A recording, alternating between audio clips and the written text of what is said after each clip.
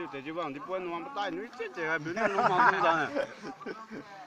你这看个干当呢？Cái gì ra? Về năm bé đi. Cái này chứ bên kia chưa lấy mấy mười thay của chuyến này. mì càng năm rồi đấy, hai càng đó. Tránh sai đi à? Xin được Không ta. Muốn đi hàng thiếu mà. Chuẩn cuối dăm chứ tính ngay chứ? À, tính ngay mà. Tao rồi phải cho hai đứa thằng này. Video nằm ở mười. Ý thế thôi nó chết để khai sân uống bấm mà. Trở lại tính ngay chân này. Chui bấm này. Hai, bị chui bí ra cũng mẹ. À, bữa nào muốn to nhưng mà. Đi ngay mà. Quên rồi. Quán 50 lấy 25 của.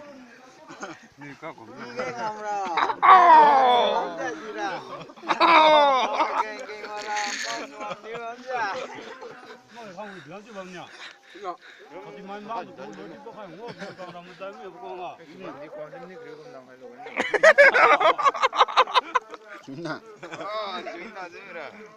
Tao mẹ cái nằm hay là hết lửng đấy. I see Cuban đi quang.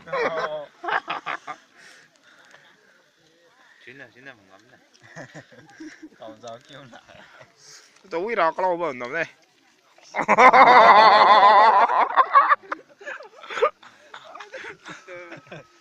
mi chú đâu mà xuân phong lúc căng leo rồi nó cắm rồi. Nó cắm bộ. Một căng mà có này đấy chứ. Cái con đúng chưa? Nó con căng leo phẳng rồi.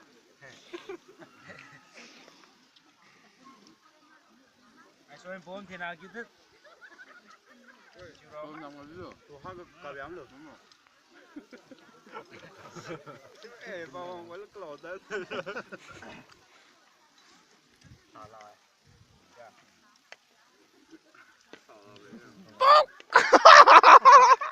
Có vui đi mà nó có sân quay lấy mà ra cái mà đi mà.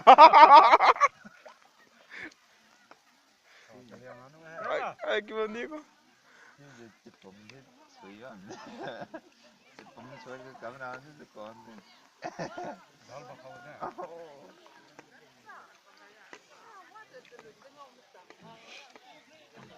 Mà răng gấp chứ mày. Đây là thấy ngon hơn. Thấm gấp. Ai mà nghe hát ra luôn.